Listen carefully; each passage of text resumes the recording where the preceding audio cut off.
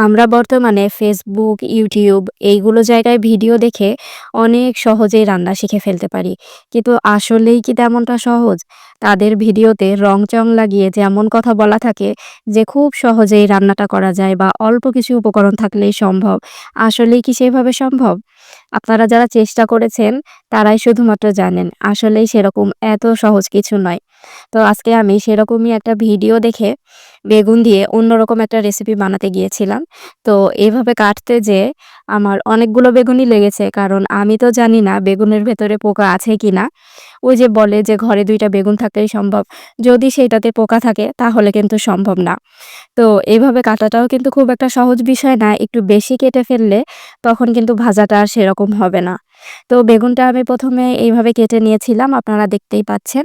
তারপর এটাতে আমি একটু লবণ, হলুদ এবং মরিচের গুঁড়ো মাখিয়ে রেখেছিলাম। এটা কিন্তু অনেক ভালোভাবে মাখাতে হবে আর বলতে গেলে বেশ কিছু সময় রেখে দিতে হবে। তাছাড়া কিন্তু ভেতরে একদমই মসলা যাবে না। এজন্য কিছুটা সময় রেখে দিলে ভেতরে লবণটা চলে যাবে। আর সাথে আমি একটা ডিম ভেঙে নিয়েছিলাম। শুধুমাত্র লবণ দিয়ে ফেটে নিলেই হবে। এখানে আমার একটা ভুল হয়েছে। ডিমটা আমি একটা ছোট বাটিতে গুলিয়েছিলাম। এটা একটু বড় বাটিতে গুলালে জিনিসটা সুবিধার হতো। তারপরে আমি কড়াইয়ে তেল দিয়ে দিচ্ছি। তেলটা মোটামুটি ভালো গরম হতে হবে। একবারে অনেক বেশি গরম না হলেও চলবে।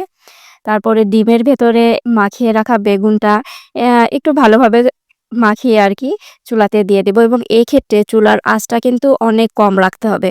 তাছাড়া আপনি যে ডিমটা দিয়েছেন, ডিমটা কিন্তু পুড়ে যাবে এবং বেগুনের ভেতরে সিদ্ধ হবে না। আর ওই যে বেশ কিছুক্ষণ মাখিয়ে রাখতে বললাম এইজন্য, তাহলে বেগুনটা নরম হয়ে যাবে, সাথে ভেতরে মসলাটাও যাবে। আর এক্ষেত্রে যদি আপনি চুলার তাপটা কম রাখেন তাহলে ডিমটাও আপনার পুড়ে যাবে না এবং বেগুনটাও অনেক ভালোভাবে সিদ্ধ হবে। তো আমি রান্নাটা কয়েকবার করার পরে আজকে মোটামুটি পারফেক্ট হয়েছে। আমি এখনো বলব না যে খুব একটা পারফেক্ট হয়েছে।